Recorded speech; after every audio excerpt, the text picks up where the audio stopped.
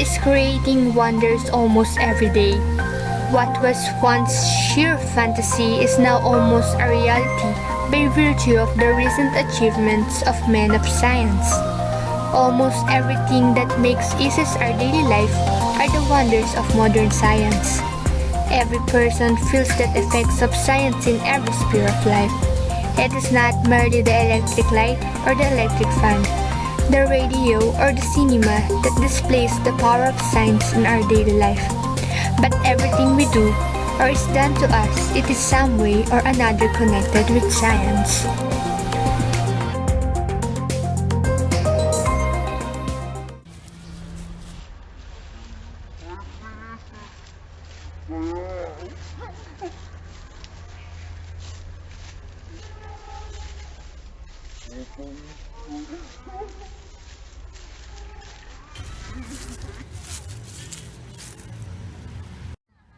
Why do my skin get tanner? It's different from my skin tone before. Skin gets tanner because of ultraviolet rays. One of the most common effects of UV rays is erythema, also known as sunburn. Sunburn occurs when skin cells are damaged by the absorption of UV rays.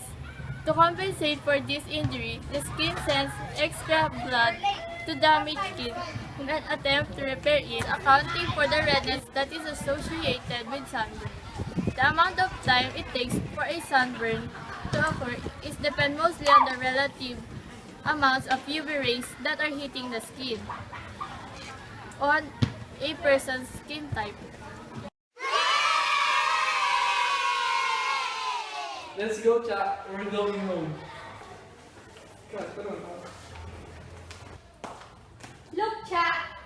I was wondering why people have a shadow. The reason that you have a shadow is that the shadow is what happens when light gets black. This might not be something you've ever thought about before. That light is something which can be black. But in order to get a better idea of what that means, think about this. When you put a flashlight at the wall, you can see how the flashlight's beam of light hits the wall. But if you were to put your hands in the middle of the beam of the light and look at the wall again, you would see that where your hands is blocking the light. It has created a shadow on the wall. And if you look at your hand, you would see that the light is now hitting your hand and covering your hand with light instead. That's how it works.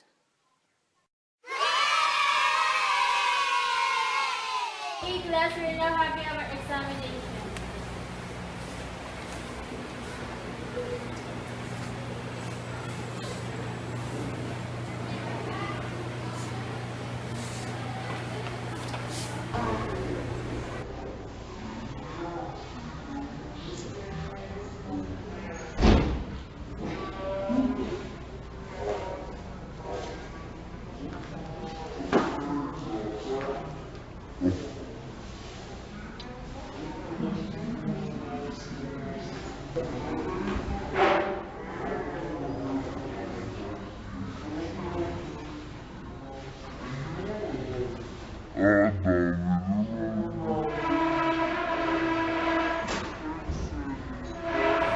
Why do people perspire or sweat before and during examination?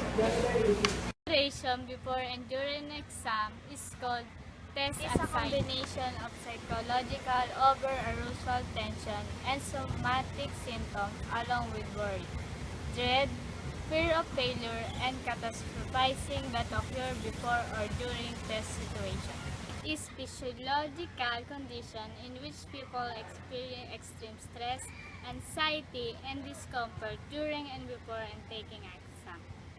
This anxiety creates significant barriers to learning and performance. Research suggests that high levels of emotional distress have a direct correlation to reduced academic performances and higher overall student dropout rates.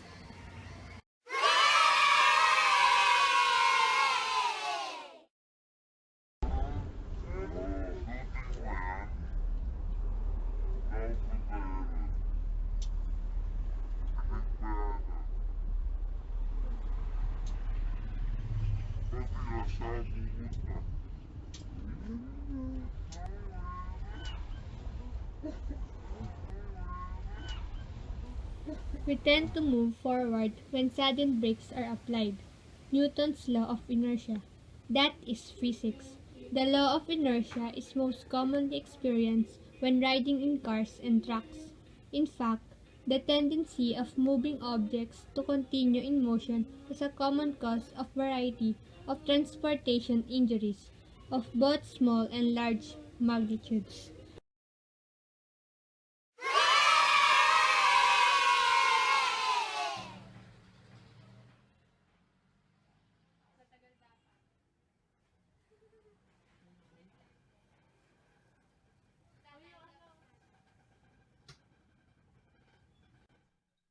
Microwaves oven use radio waves at a specifically set frequency to agitate water molecules in food.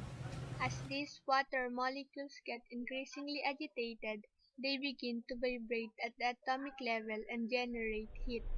This heat is what actually cooks pizza in the oven. Because all particles in the food are vibrating and generating heat at the same time. Food cooked in the microwave cooks much more swiftly than food cooked in a conventional oven where heat must slowly travel from the outside surface of the food inward.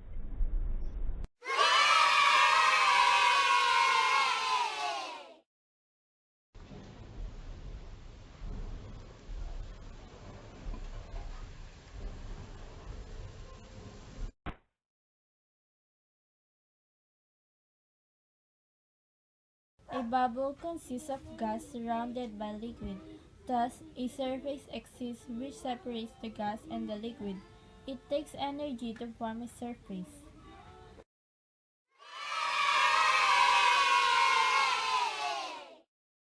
Let's go to Mika's house and have some merienda.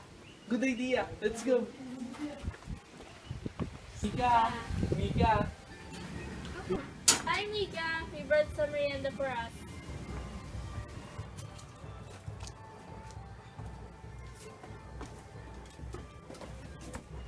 So, in order for all of us to have the equal parts of the pizza, we're going to slice it like this. So, how many same size of pizza can we have in the whole pizza? First thing we need is to find the diameter of the pizza. So, if the radius of the pizza is 20, what will be the diameter? We already learned that the diameter is twice the radius. So, let's now substitute it. So 2 times 20 is equals to 40. The diameter is equals to 40. So after finding the diameter of the pizza, we will now going to find how many slices of pizza can we make. In order to find how many slices of pizza can we make, we will just going to divide the slice of pizza to the diameter. The slice of pizza is equals to 5 and the diameter of the pizza is equals to 40. Let us now divide it. 40 divided by 5 is equals to 8. Okay. So, we can have 8 same size of pizza in the whole pizza. Let's eat!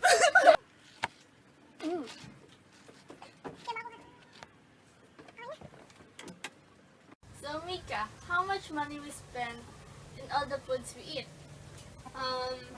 So the pizza costs 69 pesos, while this RC costs 17 pesos. So, in overall, 69 plus 17 is equals to 86. We spent 86 pesos for all the foods we ate.